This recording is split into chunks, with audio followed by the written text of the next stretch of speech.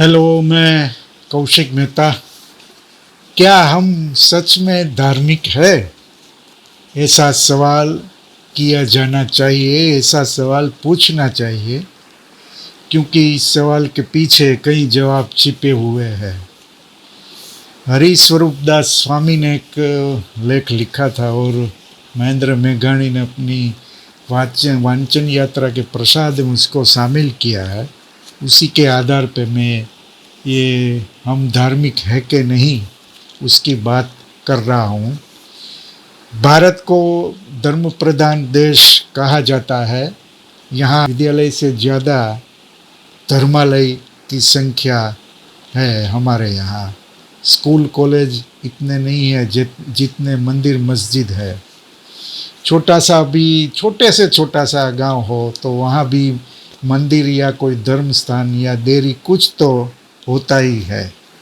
इस देश में कितने लोग हैं उनकी गिनती हर 10 बरस के बाद होती है, जिसको हम सेंसस बोलते हैं। लेकिन धर्मस्थान कितने हैं इस देश में उसकी गिनती कभी कोई ने की नहीं। जो की जाती तो वो हमारी देश की पॉपुलेशन के साथ बराबर टक्कर लेती। मंदिर हो या मस्जिद हो, आप देख लो, हर जगह भीड़ ही भीड़ दिखती है।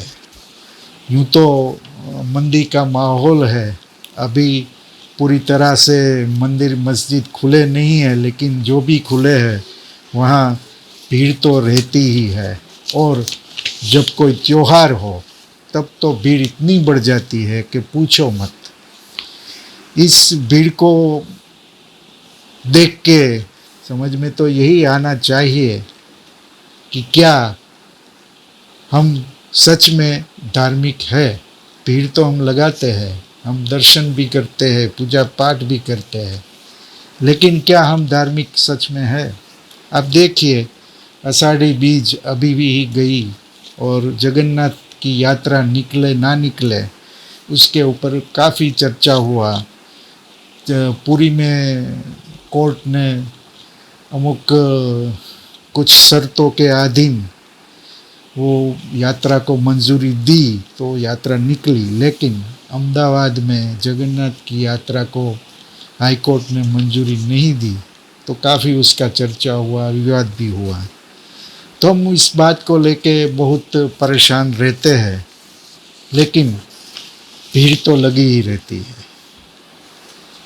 कोई त्योहार हो धर्म स्थान में तो काफ़ी लोग, हजारों की संख्या में लोग उसमें शरीक होते हैं। सबकी मान्यताएं और अपनी श्रद्धाएं होती है। कोई माथे पे तिलक करता है, कोई गले में माला पहनता है, कोई जनेऊ रखता है, कोई दाढ़ी रखता है, कोई व्रत तप जप करते हैं, उपवास करते हैं, पूजा पाठ करते हैं। संत हो, गुरु हो तो उसको नमन करते हैं, कई लोग तो साष्टांग नमस्कार करते हैं। तो ये सब विधि विधान है, बाह्याचार है। ये गलत है ऐसा कहने का कोई उपक्रम नहीं है, तात्पर्य भी नहीं है। लेकिन क्या हम सब इसी वजह से धार्मिक बन जाते हैं? सवाल तो ये है। कोई माथे पे चोटी रखता है, कोई रात को खाना नहीं खाता, कोई कंदमूल नहीं खाता, ये भी अच्छी बात है, लेकिन ये भी बाह्याचार ही है। आम आदमी ही नहीं, राजनेता हो, बिजनेसमैन हो, सेलिब्रिटी हो, कलाकार हो, उद्योगपति हो, जो भी हो, अधिकारी हो, वो भी कोई ना कोई भगवान पर या कोई गुरु पर श्रद्धा जरूर रख रहा है। गुरु के पास वो अक्सर जाया करता है और गुरु बोलता है कि ये करो वो करो। कोई ताना धागा बांधता है, कोई कंठी बांधता है, कोई माला देता है, कोई गले में हार पहनाता है। लेकिन तुम नीति से चलना, तुम भ्रष्टाचार मत करना, सच के रास्ते पे ही चलना, ऐसी बातें कौन करता है? ऐसा नियम कराने वाले गुरु कितने हैं? धर्मलोक की बात लोग सुनते हैं क्योंकि उसके पीछे उसके फॉलोअर्स हजारों लाखों की संख्या में होते हैं। आप गिनती करते जाइए धर्मगुरु की तो हजारों की संख्या में ऐसे गुरुओं के नाम की लिस्ट बन सकती है, लेकिन धर्मगुरु जो निश्चय करे कि भाई लोगों को सच के रास्ते पे लाना है तो वो कर सकते हैं, क्योंकि उसकी बात लोग मानते हैं। लेकिन ऐसा सोचने वाले गुरुओं अभी लघुमती में हैं। यहाँ तो सब जो आता है वो जो देता है वो सब पद प्रतिष्ठा और पैसे के पीछे लगे रहते हैं, उसके बिना कोई काम चलता नहीं है। हमको ये समझाने की कोशिश ओ माय गॉड फिल्म में परेश रावल ने की, और काफ़ी वो फिल्म चली थी, लेकिन हमारे में कोई बदलाव नहीं है। हम देखते तो है लेकिन आचरण में इसको उतारते नहीं हैं। हम सुबह सुबह मंदिर जाते हैं, या तो जिस पे अपनी श्रद्धा हो वहाँ जाता है, वहाँ जाते हैं, नमन करते हैं, पूजा करते हैं, फिर बाद में काम पे जाते हैं। कोई दुकान जाता है, कोई ऑफिस जाता है, कोई फैक्ट्री, तो वहाँ हम क्या नीति से काम करते हैं? वहाँ हम प्रामाणिकता से काम करते हैं? नहीं ना। तो फिर धर्मस्थान जाने का फ़ायदा क्या? क्या वहाँ जाके हम प्रभु को, ईश्वर को, गॉड अल्लाह को नमन करके अनीति के आचरण का लाइसेंस लेके आते हैं क्या?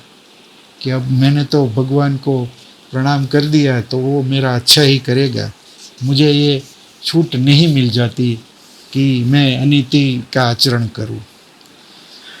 हम हमारी सुविधा के मुताबिक सब करते हैं। इसमें सच या भ्रष्टाचार ये बात तो बाजू में रह जाती है। कई लोग नियम लेते हैं कि मैं 2 महीने दूध नहीं पीऊँगा, मैं पूरा 1 महीना रोटी सब्जी नहीं खाऊंगा, सिर्फ फल फलादी पर ही रहूँगा। अरे यार, जो भी खाना हो खाओ यार, छूट से कौन रोकता है आपको? पेट भर के खाओ। लेकिन नियम लेना हो, कोई संकल्प करना हो, तो ऐसा करो कि मैं आज से, अब से हराम का कभी नहीं खाऊंगा, मैं अनीति का आचरण नहीं करूंगा, मैं भ्रष्टाचार नहीं करूंगा, मैं सच के रास्ते पर ही चलूँगा। ऐसा संकल्प लिया और उसका अमल किया तो पूरा देश और दुनिया, कहीं पे कहीं कोई समस्या नहीं रहेगी, कोई प्रॉब्लम नहीं आएगा, सब सुखी हो जाएंगे। तब हम सच में धार्मिक हो जाएंगे। धार्मिकता की यही सही सही व्याख्या है। लेकिन हम धार्मिक है कि नहीं, ये सवाल तो रहता ही है। जवाब अपने आप में ढूंढना है। कभी अपने को सवाल पूछना तो जवाब ज़रूर मिलेगा। थैंक यू, फिर मिलेंगे।